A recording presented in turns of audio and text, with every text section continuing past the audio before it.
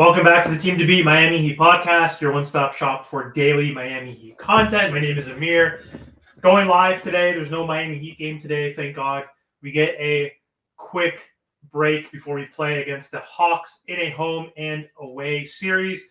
The Heat lost to the Hawks last night in a pathetic loss. They lost 98 to 86, and the Miami Heat have now scored 86 points or less 3 times in the last 7 games, which is outrageous in this modern NBA. Like, every single team is scoring above 110 points per game, and we've scored 86, 86, and 85 3 times in the past 7 games. So let that sink in. This Miami Heat team offense, they're in trouble. We have no answers now that we've lost Jimmy Butler. This team has been bad. They were never that great anyway with Jimmy Butler this season and without him while he was still on this team. Since he's been traded to the Warriors are now 5-1. The Miami Heat are now 1-6. So it's been rough for this Miami Heat squad, and it's only going to get worse. We have 26 games left. The Heat are now 9th.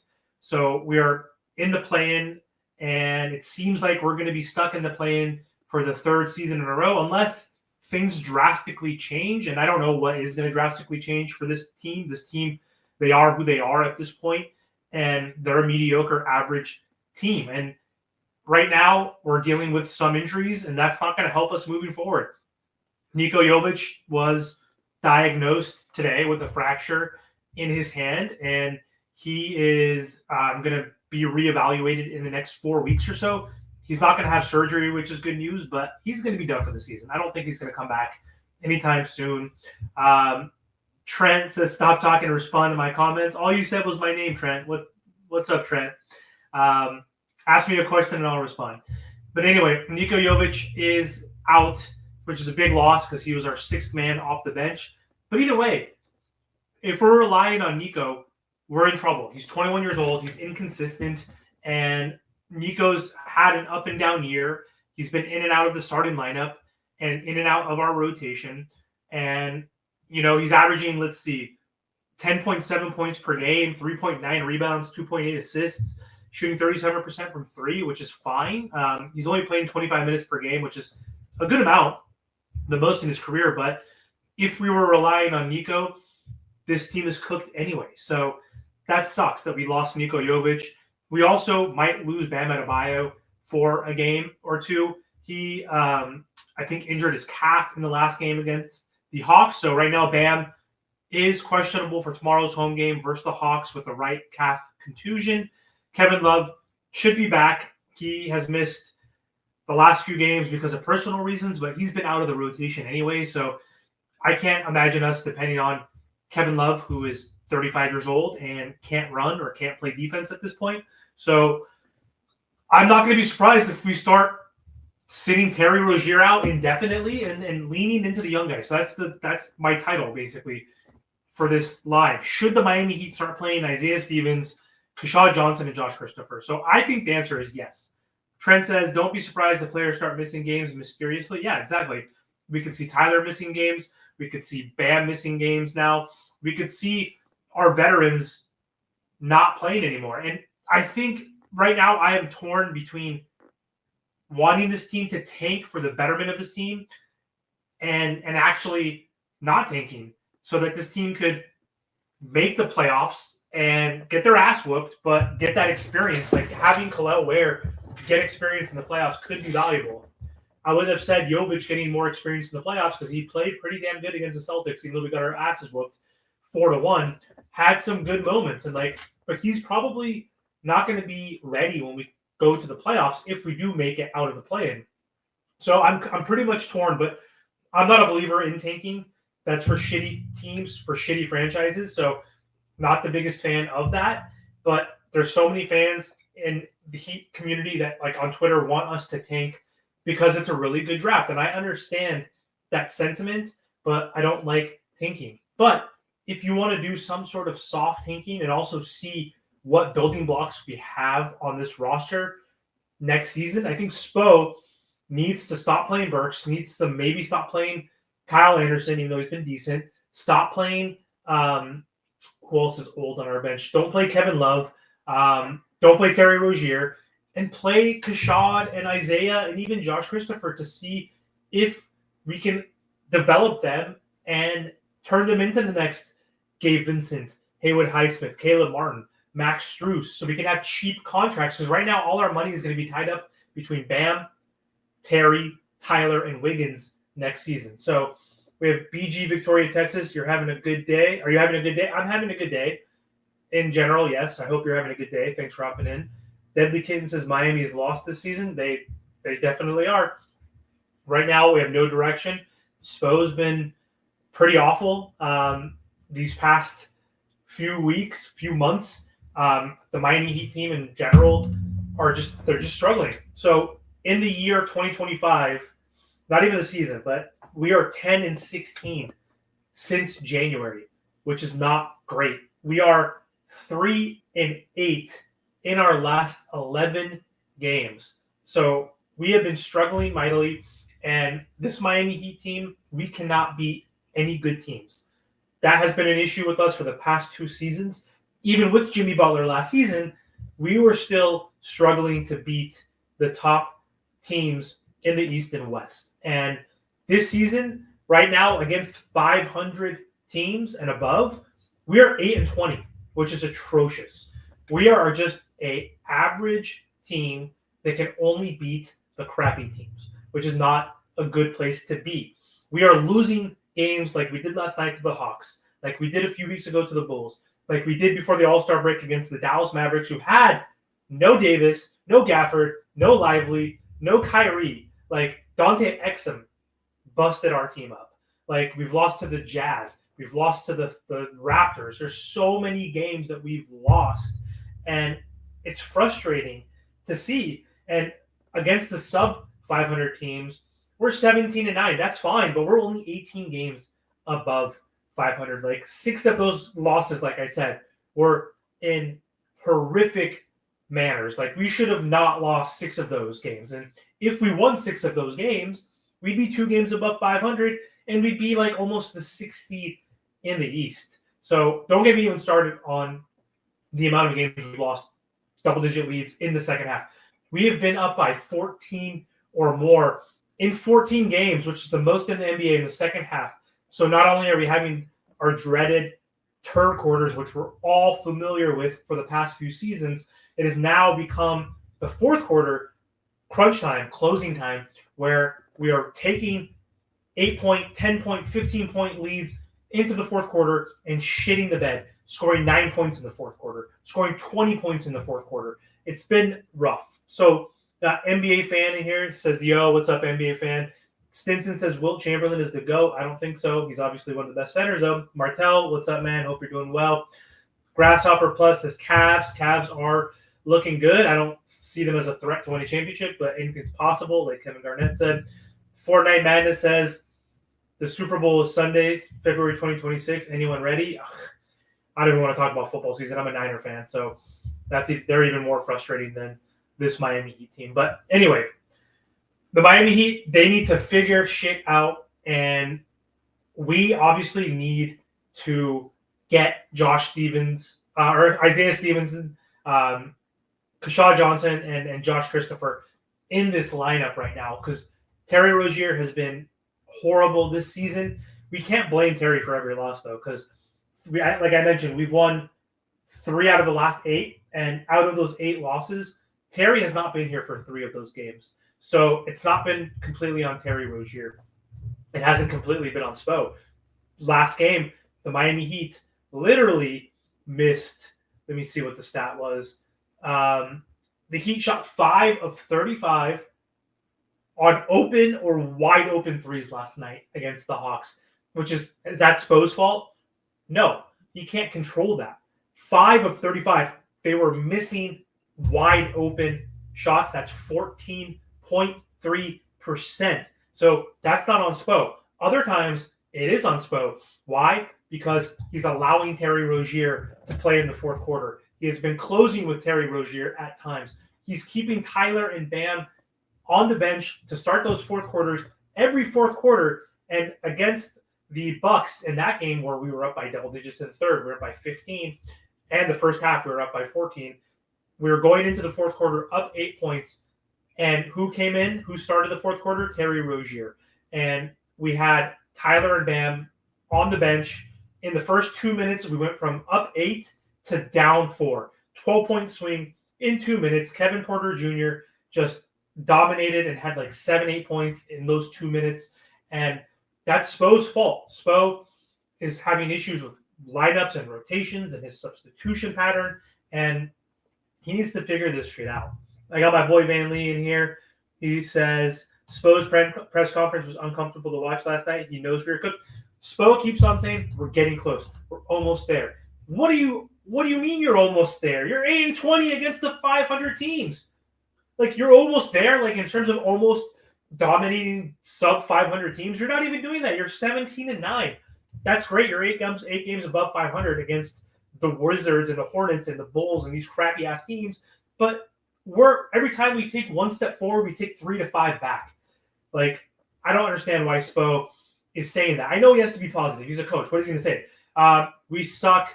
Our team is garbage. Our best player is gone. We should have paid him. We made a mistake. Tyler Hero's great, but he's not a number 1A. Like, he's not going to carry this team and get a bucket like a Devin Booker, Steph Curry, KD, Anthony Edwards type of alpha.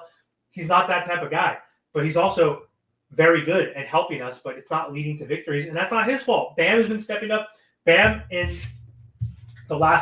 the last game, was averaging 22.4 points per game, 11.4 rebounds, 4.6 assists, shooting 41% from three. So Bam has picked it up after his slow start. So it's not just on those two guys. We just don't have enough talent. The coaching's not there. Now we're getting the injury bug, which is going to kill us. Family says, at this point, I want Rozier to play. You do, actually. I don't want him to play. I want Isaiah Stevens to play.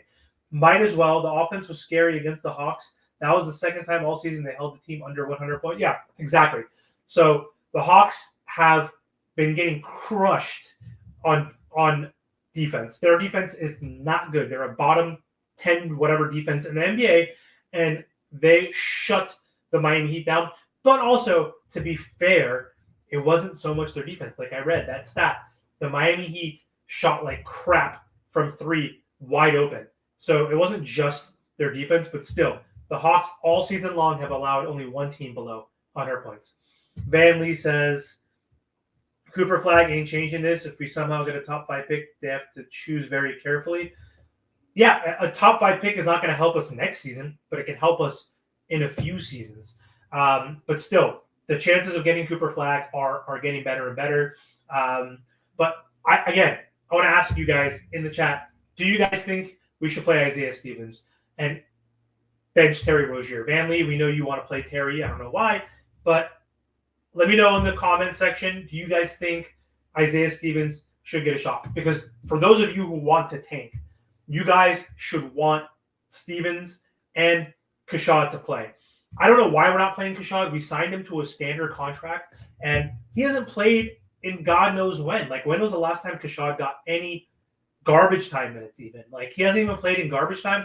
Like, we need to develop him. He needs more reps, time, and experience in NBA games. Like, at Sioux Falls, he's crushing it. He's played 23 games, and he's averaging 18.8 points per game. He's shooting 33% from three, which is not great, but still better for what we expected for him. He's averaging 8.3 rebounds, 2.5 assists, 1.4 steals, 1.3 blocks. Like, come on. Give him a shot. See what he can do. Let's try to get him to become our next 3-and-D type of player for super cheap. He's only making a few million this season. We have no money to spend. Now we have multiple max contracts with Tyler and Bam. And Andrew Wiggins is going to be making over 30. Terry Rozier is going to be making over 26 next season. So why are we not playing him? And for those people that want to tank, this is how you do it, essentially. You play these guys over Burks, who's a veteran, who is fine. Like, he's the only person basically shooting 41% from three or more. No one really else is shooting 40% on this team. So get him off, get Kyle Anderson off, and see what can happen. We're losing anyway by playing our current lineup and roster. So why not give these guys a shot. We have no floor general. That is something that's been hurting this team for so long. Ever since we got rid of Kyle Lowry, for all the shit that we talked on Kyle Lowry, he was one of the true point guards that we've had on this roster for that was the first time in a very long time, because Goran Dragic was not a true point guard, and whoever else was on this team before that were not real point guards. So we need someone who is a pass first type of point guard, and he's been playing great, obviously, as well in the G League. Like, he's killing it. He's averaging 13.3 points per game. He's shooting 30% from three, which is not great. Kashad is shooting better. He needs to step up there. But he's averaging 9.4 assists, 3 rebounds per game, 1.3 steals. Like, he is someone who could run our second unit. We need someone to run our second unit now because Jovic is out. We don't have many distributors, playmakers on this roster. Black City White Light says, everyone is getting mad at Spo for the things he's always done. He's always refused to do in-game adjustments or create offensive or defensive schemes that cater to his players and strengths. I wouldn't say always, but I agree with what you're saying. Van Lee says, I never agree with Tyler openly voicing we aren't contenders. Can't be the best saying that stuff. I mean, he's just being truthful. Like, if he says anything else, he's just delusional. If he does, Stevens needs to play, especially when Hero sits. I agree. He needs to run our second unit. We have no true point guard now that Drew Smith is out. All we have is Davion Mitchell, and he's not even the greatest point guard. Like, he's a very, very good defender. That's his cup of tea. He can get you some buckets. He's not the greatest three-point shooter, and he's not the greatest playmaker, but he's an amazing defender, and I think off the bench, he should be backed up by Isaiah Stevens. I agree. Van Lee says, the problem with Terry is closing and playing him when we establish leads. We have actually built nice leads with Terry in the rotation. That's fair. He should not be playing in the fourth quarter whatsoever, but I see him not playing for the next few games, and I feel like Spo is going to continue to tinker. Black City White Light says, Spo is hard-headed. None of what we're asking will happen. That's facts. He is very hard-headed and stubborn. Van Lee says, Isaiah Stevens has to be very bad defensively. This is the point in the season Spo normally injects the G Leaguers. I don't know if he's that bad defensively. I just don't think he's there offensively, but no one on our team is good enough offensively anyway. We're 25th in points per game. We're bottom 5 in the NBA in scoring. We're 21. We're bottom 10 in the league in offensive rating. Like, we need to just try something else and see what can stick. Van says Kashad cannot play in an offense this bad. Would be perfect in a team with KD or a volume scorer like Luka. Yeah, he could, but with those guys' family, he could be like that Derrick Jones Jr. type, who's going to be a defensive-minded guy, who's going to play in the dunker spot, who's a high flyer, who's an energy guy, who's going to be getting putbacks, offensive rebounds. That's the type of guy we need to insert and inject, because we're lifeless. This team is lifeless so far. Kashad Johnson also needs a table setter. He's a cutter and lives in the dunker spot. Exactly. We need someone to set him up. Tyler can do that. Bam can do that to a certain degree. But Isaiah Stevens would be that floor setter. Big Cy, I was saying this months ago, Stevens is the only true point guard we have and the best lob passer by far. Spo is and has always been a mouth-breathing fool. He'll never play Stevens. I don't know why he's not, Big Cy. Who has the best chemistry with Kel'el Ware before he was actually in the rotation? Who helped him play very well and dominate in the Summer League when we won the Summer League championship?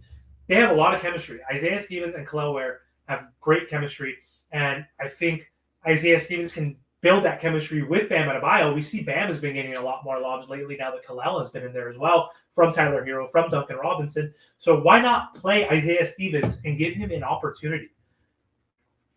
Black City White Light says, good subject matter, homie. Ira Winderman would never. He would never, call him out like that. Big Size says, idiots keep yapping about players not playing good enough defense to get minutes. Tell me how anyone's defense has helped us at all. You got to score to win. Plain and simple. I mean, when Kel'el Ware was first in the rotation, you saw how trigger happy he was in terms of trying to jump up and block every single shot and not really rotating very well, not playing drop very well. And his pick and roll defense was not great initially. So you could see how that translates and how that impacts the team. But we just need to inject something. Someone needs to come in and try to help offensive lineup. And there's no one that's going to change anything realistically. Like, is Pelle Larsson going to really change the trajectory of this team as a second-round pick, as a rookie? No, probably not. Is Kashad? No. Is Josh Christopher going to come in and be consistent enough to help us win games against 500 and above teams? That's the issue. We can't beat good teams because we're not a good team. So I don't know. There's no one in the buyout market.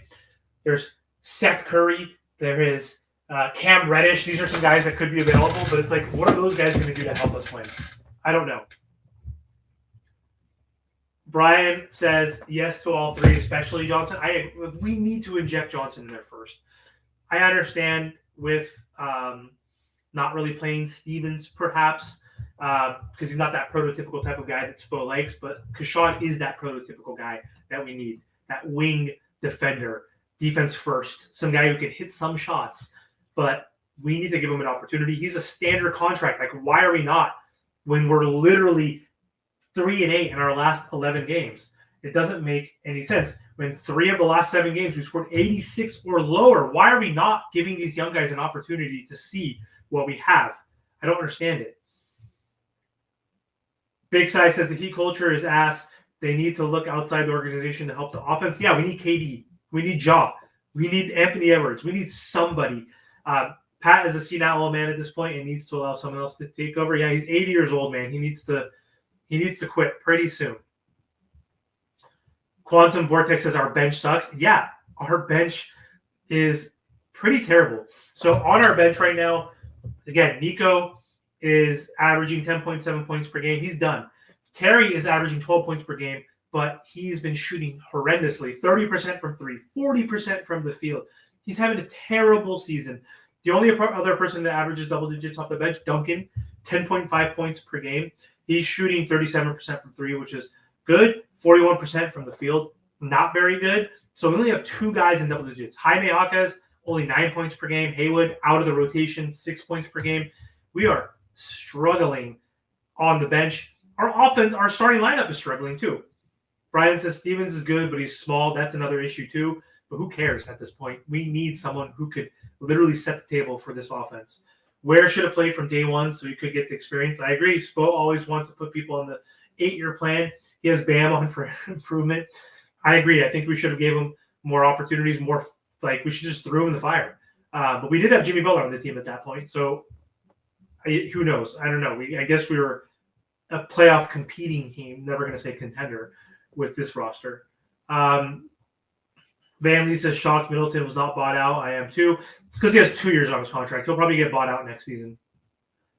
Van Lee says Kashad is actually huge. Dude is a unit. Brian says I'm all in for Johnson to get some minutes. I am too. Big Set, we need an offensive-minded assistant coach on the bench.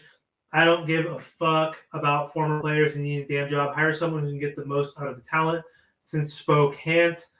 Van Lee says, I don't have a lot of excuses for Spo. Pistons are comfortable in the 6th spot, and I think we have better talent by far. Detroit is a team of rejects, both the coach and the players. Yeah, but they have Cade Cunningham, who's really damn good at basketball. So that's going to be the thing right there. So anyway, what do you guys think about the Miami Heat moving forward? So the Miami Heat, 9 out of the next 10 games are going to be in Miami. Do you think that's going to matter that the Miami Heat are going to be playing home 9 out of the next 10 games? 14 of the next 17 games are going to be played at the Kaseya Center. Does that matter? 18 of the final 26 games, there's 26 games left, will be at home. That's insane. The schedule was so front-loaded with road games that now the Miami Heat are going to be playing 18 of the final 26 at home. What difference do you think that's actually going to make? I don't think it's going to make the biggest difference. So, because right now the Miami Heat are, what is their home record? The Miami Heat's home record. Let me pull this up real quick. It's not good. I know it's above 500, but barely. The Miami Heat are 12-11 at home, 13-19 at home. 1 game above 500. That's not great, but it's fine. I guess there's only 8 teams of the 15 in the East that have a positive home record, but I don't think it's going to matter much. Like, I don't understand.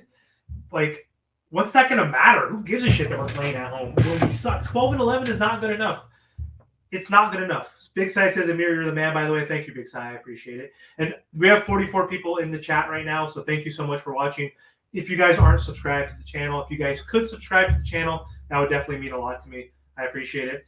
Han says, KD is pushing 40, Jaws injury prone, and untrustworthy in a city like Miami or South Beach. Yep. And his dad is a knucklehead and is undisciplined. That's fair. But KD's 36. Okay, so yeah, he's almost 40, but sure. KD is averaging 27 points per game. KD is shooting 43% from three. KD is an all-star. Okay, he would still be better than anybody on this team, including Bam Adebayo at age 37. At age 38, he probably would still be better than anybody on this team. I wouldn't sell everybody for him, but Jaime, Jovic, you're gone. Like, who else? Throw in Terry, Duncan, Wiggins, you're gone. I wouldn't trade Kel'el Ware for him, but I still think KD's great. Anthony Edwards, he is a knucklehead himself, but he's obviously one of the top players in the NBA right now. He's a top 10 guy, so I would take a top 10 guy who's 23 years old over anybody that we have right now. Manley says, not excited about the draft because positions need a small forward and point guard, and Spo will not play them. We need a point guard. Big time. Big Sai says, get the likes up, people. Thank you, Big Sai. Appreciate that. Quantum says, most of the post-Jimmy games have been on the road. Yeah, I guess that plays a factor, but it doesn't matter who we're playing on the road unless they're a shitty team.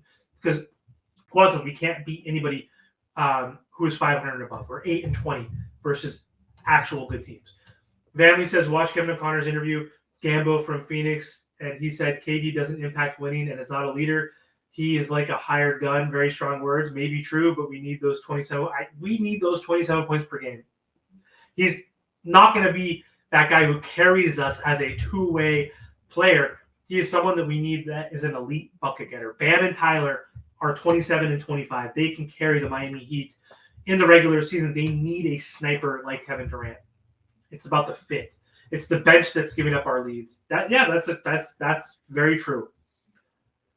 Han says, what guarantees that KD can stay healthy? What can guarantee any of us can stay healthy, let alone NBA players? Nothing. You never know. Stinson says Steph is the best in the NBA. I wouldn't say he's the best, but he's definitely top 5, top 10. Family says, Anthony Edwards, John, Zion have crazy off-court issues. Zion can't stay healthy. I don't care about his off-court issues or whatever. He literally cannot stay healthy, so he's not worth it to me. Ja, he's also up and down with his injuries, and the way his style of play is like Derrick Rose's, so he seems like he could get injured quite a bit. So I'm going to stay on for a few more minutes, but I want to ask you guys this question. So folks, again, wants us to tank because we get 2 first-round picks if we do, right? So currently, the Miami Heat have 1 pick from the Warriors and 1 pick only so far. So the Warriors gave us a pick for Jimmy Butler, obviously. And so we have 1 pick in the 2025 draft. That is a protected pick for the Warriors, 1 through 10. So with Jimmy Butler on the Warriors, they're 6-1. They're the 9th seed. They're 3 games above 500. They're moving in the right direction. They're going to make the playoffs. We don't have to worry about that. They're not going to get in the lottery. So unless something crazy happens, but we have that first round pick. If the Miami Heat don't make the playoffs, which a lot of fans don't want us to do, they want us to tank, we will then receive a 2025 first round pick back, which is our pick that we owe to the OKC Thunder. So right now we owe the Thunder a pick. If we don't make the playoffs, we get that pick. If we do make the playoffs, we don't get that pick. The Thunder get it, right? So here's the dilemma. So that's the good thing. If we don't make the playoffs, we get 2 first-round picks. 1 from the Thunder, 1 from the Warriors. That's good. But here's the bad thing. We will still owe the Thunder a pick. So instead of owing the Thunder a pick this year if we don't make the playoffs, we are going to owe the Thunder a pick in, let's see, what year will it be? I think it will be 2026. We would owe them a pick. That pick will then become unprotected. Same with the pick that we owe the Charlotte Hornets. In 2027, we do owe the Hornets a pick, and it will be unprotected. Meaning, if we suck this year, which, again, teams want us, or fans want us to suck so we can get 2 picks, you have to come to realize we're running it back next year. We are running it back with basically the exact same team. So if you want us to suck this year, that means we're going to suck next year. And if we suck next year and don't make the playoffs, then our pick is going to go to the Thunder. And if we suck bad enough, and if Bam gets hurt or Wiggins gets hurt, or if Tyler gets hurt for the whole season, then we're going to be like the 14th seed. We're going to be competing with the Hornets and those crappy teams, the Wizards, and we lose our lottery protected pick, meaning the Thunder can get a top 3 pick. So how sad would you be if we miss the playoffs, those picks are now unprotected, we run it back with the same team, but we get injuries and we suffer through injuries and we're worse? Because if we lose Bam or Tyler, we're cooked. Look how bad we are with Bam and Tyler only missing 2 games each this season. Imagine if one of those guys or even Wiggins. Imagine if we don't have Wiggins. He's only played 5 games, but the last 3 games he's been averaging 20-plus points per game. You see he's solid. He's a solid contributor. This Miami Heat team could, instead of being the 9th seed, could be the 15th seed. And we don't get a top lottery pick. Yes, this draft this season is probably going to be better than next, but the Thunder could theoretically win a championship this year because they have the second best record in the entire NBA behind the Cavs, but they're still probably the best team in the NBA. They can win a championship, and next season the Heat can suck, and they can still get a top pick. They can even get the number 1 pick. So that's why I'm not a fan of tanking and having those 2 picks, because we're still going to get a pick no matter what. Anyway, let me read some comments before I hop off. Han says, the questions that I have about getting those outside players is the same that you have about not tanking. Family says, Bitcoin dropping like Miami in the standings. I hope nobody jumps off the Golden State Bridge, Amir. Big Size says, Zion's a waste. I agree. Mifu says, we probably won't even win the tank game. Too many other teams already tanking. That's the thing. Like, how far are we really going to fall? With Bam and Tyler still healthy and Wiggins still healthy, we're not going to get farther than the 10th seed, I don't think. Jason says, hello, how are you? I'm good. How are you? Apu, that's not my name. Han says, asked the Pels about how they won the 2019 draft lottery with a 6% win probably. If they can do it, so should we. I wouldn't bank on that. Black City White Light says the Heat are already tanking, whether we like it or not. 7-40 from long range is really hard to do. The tank is in. The tank is unofficially in, but it could be officially in if we do start playing, like I said, Isaiah Stevens, Keshad Johnson, and Josh Christopher. So anyway, that's all I have for this live. Thank you so much for tuning in. Again, don't forget to subscribe to the channel. I create Miami Heat videos every single day. So thank you again for the support, guys.